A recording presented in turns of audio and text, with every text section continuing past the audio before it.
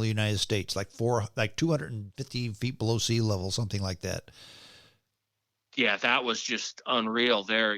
It's just salt, and then next to it was, what did they call it? The Devil's Garden, I think it was, where basically there's a little less salt, but the dirt, it just the way it dries, it's just like big chunks. And we've seen people trying to walk on it. I think, are you silly or what? You're gonna Mm-hmm. fall, because it was the dirt there was hard because of all the crystalline salt in it. And it's like, man, that's just, I think it's a good spot just to stay on the path and take a few pictures here. Yeah, But and that's just you unreal. really shouldn't walk on that either, because and once you walk on it, it's going to stay that way.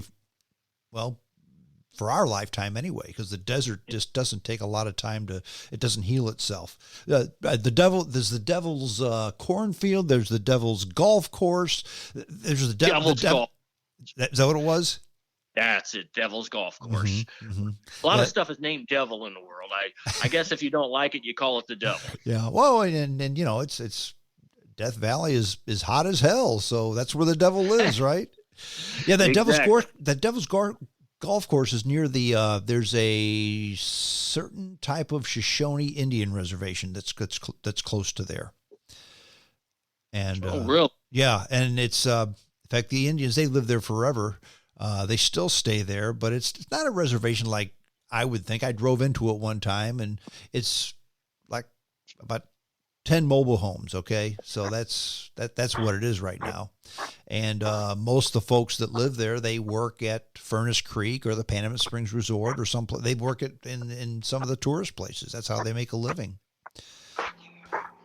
But they're about the only people who live in Death Valley.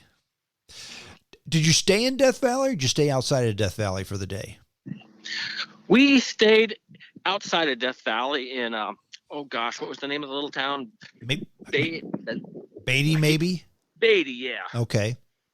That's it, Beatty, like Ned Beatty. I Yeah. forgot. Mm-hmm. That's right. Because we looked at it, we were pronouncing it Beauty first, but it's Uh like, huh. oh, it's not Beauty, it's Beatty. It's like, Yeah. oh, that makes much better sense.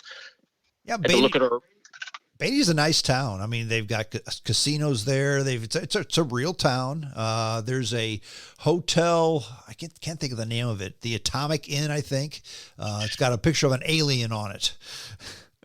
I remember driving by that. We stayed at, oh gosh, what was the name of it? It was just a little mom and popper just on the outer edge going towards Death Valley Uh huh. that my wife had found online. It's like, hey, it's perfect. It had probably been there since the 50s, but it was clean and comfortable yet. And, I can't complain. Every spot we stayed, the bed was good. I expected some of them sometime would have something that feels like a soft pillow and you crunch to pieces and you wake Yeah. up the next day stiff. And everyone had a nice firm mattress. So we were good there. There's right on the main drag there in Beatty. There's like a old breakfast cafe. Can't think of the name of it offhand, but I've never eaten there, but I've always wanted to. Did you eat there? No, we didn't. There was a good. We got a lot of times when we get to a hotel, first thing we ask them, "Where's a good restaurant Yep. at? What do you recommend?" And they said, "Oh, there's a barbecue place. That's real good." And online, we're looking as we go too, just to kind of double verify. And we said, "Oh, there's a barbecue place. That sounds good." And it was real good. It was, just like, I'll paraphrase, our Midwest barbecue here. We have a lot of good barbecue around here, and Mm-hmm. this was very good. Uh huh. Yeah, the Beatty is just a nice town. I like it, and it's about as close that you're going to get to a real town with people in it, living in it, close enough to Death Valley. So, yeah, when you said you spend $100 a night or so, I figured you weren't staying at Furnace Creek. No, no. We looked at it and thought about it. And it's like, we just can't swing it. And it's like, well, you know what? If we stay here, we hop in and the next day, and then back out, and then hop in the next day, and work our way through, and it'll be good. And it was good. Yeah, you probably went to Smoking Jay's Barbecue. Smoking Jay's Barbecue. That's the name of it. Yeah, Beatty is such a cool town. It's such a cool town. Yeah, you say you looked into staying in Furnace Creek. What are they getting for a room nowadays there? Oh gosh, it was well over twos for just if you even had it, because this is getting to be their busy season because it's cool enough there Yeah, that you can go do the hiking and stuff. So, and I think at the time slot we looked, they were completely booked up, and basically everything in Death Valley, unless you started getting to the $400 and $500 range, was all booked up. yeah. And it's like, yeah, that's a little out of our range. Yeah, every time I've looked, it's $4 for a room in Furnace Creek. So I've never stayed there. I think to myself, okay, I can pay $400 a night to sleep in Furnace Creek, or I can pay $10 a night to stay at the Panamint Springs Resort in my tent. Let me think about this real hard. Yeah, exactly. But you're not a camper. You and your wife aren't campers so much. Not really. I mean, I wouldn't mind it once if I was going to be going really deep woods or something like that. Mm-hmm.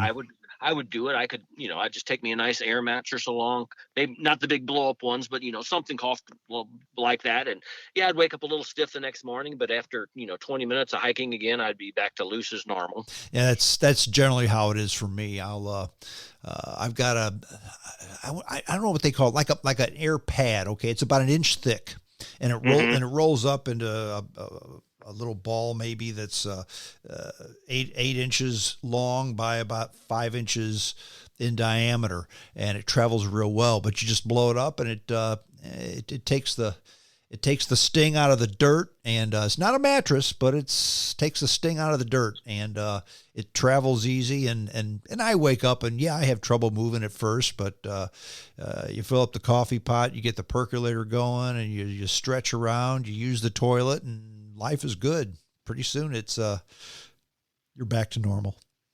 Yep, just got to realize we're not 25 anymore. That's very true. That's very. Then you true. can sleep at any angle, any time, and wake up and you're ready to rock. Yeah, not there anymore. Exactly. I'll always bring a radio with me, a Sea Crane radio. That's it's a super duper AM radio, and I'll listen to KFI out of Los Angeles all night long. That's a 50,000 watt station. It goes through the desert. So you listen to coast all night long. And it's just something about that. Just listen to the radio, and it'll fade in and out. And it's just the magic of the desert. It's so quiet. It's so calm. The air is just as clean as can be. Yeah, out in the West, it's amazing. I mean, we're kind of out in the country where we're at here. We can see the stars good on a nice clear night, but yeah, it doesn't compare with what you have in the desert when there's the low humidity. There's none of that interference. Yeah. You don't have the light pollution. You don't have the humidity. You can see the Milky Way most every night, even nights that the moon is out. You can still see the Milky Way most nights. It's wonderful. So you enjoyed the trip, and I'm glad you made it. What was the highlight of your wife's, the highlight of the trip for your wife? Was it the same as yours, or did you have different highlights? I think she really, bumping down along the coast, we came to where it was a sea elephant rookery there. It was a state park. It wasn't Pfeiffer. That was Redwoods. I can't recall what its name was. It was near there because it's like, okay, sea elephant rookery, or they're going to be in. We've been at spots before where, you're supposed to be able to see these animals, but yeah, they're not migrating now.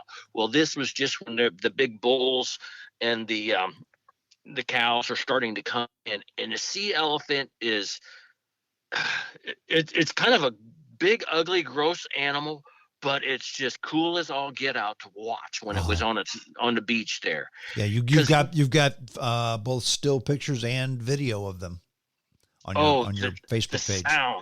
The sound doesn't come through on the video like it does there, because I guess as they age, their voice gets deeper and deeper, and it's just almost like a knocking sound. And in the one of them, it was just funny as heck. They're whatever. It's getting to be the time because the breeding season will be coming on, so the bulls are kind of establishing their territory, and so they'll have their harem of cows. Mm-hmm. And you've got the young bulls on the outside, and they physically fight. For something that looks like almost like a giant worm, because their flippers are so small. They're just banging at each other's necks, and all at once, two small bulls are doing that, and a big bull, he just kind of rears up and just starts really like giving them heck. Uh-huh. And basically it's kind of like he's saying, "Hey, would you two shut up? I'm trying to sleep over here." Oh, it was just funny, and it was neat watching those things. They were just and it was kind of like a worm on land because they just kind of humped back and forth because they're so big they can't really walk on what little flippers they have. Right. They But then kind in of the waddle water, or roll or whatever. yeah, it was kind of weird. It looked like a caterpillar almost, and Now, it was once they just get in the water, though, they're very mobile. right. Yeah, because they go out and they fish, they catch I think octopus and all different types of fish, and it's just amazing there. But on land, they just look totally helpless and just totally ugly.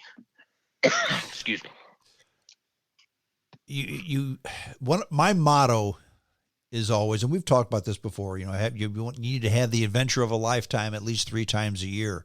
And you sure lived that dream for 2 weeks. That's just, I'm smiling ear to ear. I'm very glad for you. A little bit jealous because one of these days after I quit the day job and I'll be able to do something like that. But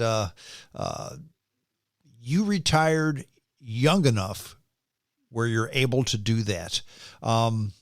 What advice would you give for those of us who are about our age and thinking, yeah, should I work? Maybe I should retire. Maybe I should wait. Maybe I should. Some fatherly advice for those out there who are trying to make that decision. Really, everybody is a little paranoid about money on that order because you like, oh man, what if I don't have enough money? I'm kind of, I've always been a saver. I'm still thrifty, and I got a little part-time job. I fiddle with at market gardening just to give me a little cash, and I'd say retire if you can because you're basically going to have 3 stages when you retire. You're going to have your go-go years, which you hopefully last about 10 years, say, late 50s, early 60s to early 70s. Yeah. Then you have your slow-go years. You're kind of aging. You can still get around pretty good, but nothing like you really could. And then next thing you're in your 80s and you're in your no-go years. You maybe travel a little bit, but it isn't going to be like when you're younger. You're going to need a doctor more. You're just not going to be moving as good. And yeah, you got to get, if you're going to have some real joy in life, you got to get out and do it while you can. And heck, when you get to your no-go years, you're really not going to need the money that you need now because all you're going to be doing is sitting at home and watching television, basically. That's really true. I have never. It's an old adage. I didn't make it up, but I've heard it, and it's so true. When you're at the end of your life looking back, I don't know of anybody who ever said, wow, I wish I had worked just a little bit longer. Right. No doubt about it. Nobody says that. And you guys, you and your wife had a wonderful vacation, and you flew out there for a little bit more than $100 a person. You got a car for 2 weeks for $500. You spent about $100 a night on lodging. I've got to think you probably didn't spend a ton on restaurants. No, really, we did good there too. It's gotten to be a habit because, we're in a national park. You're in the middle of a national park and it's lunchtime. What are you going to do? Well, we've always made our own summer sausage. And basically, we flew into Phoenix. And as we're driving out, it's like, well, we're going to find a big store of some kind, either a big box Walmart, Target, or some kind of a grocer, and we're going to load up with some stuff like that for basically lunches and maybe some breakfasts along the way.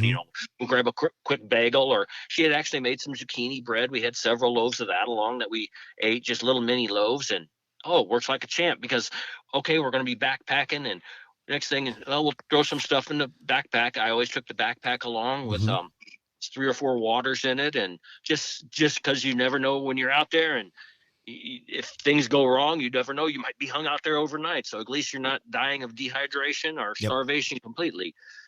And basically supper, we would always eat at a nice spot. For dinner, ask a hotel like the barbecue place. We eat it was a place along called International in California there. It was good. There were several places like that. We tend not to eat. We try not to eat chains as much as possible. We will do some, like we did end up eating at an Olive Garden one night. Basically, we went to a Target, and it's like, there's an Olive Garden. That kind of sounds good. So it's like, okay, we'll do Olive Garden. Sure. But I know you could get by cheaper than we do, but you can also spend a lot more than you do. You can. Than we did too. Again, to those of listening out there saying, well, I don't have the money for that kind of stuff. What did this 2-week adventure of a lifetime cost you about, if you don't mind me asking? Oh, I would guess probably around 3,000, something Mm-hmm. like that.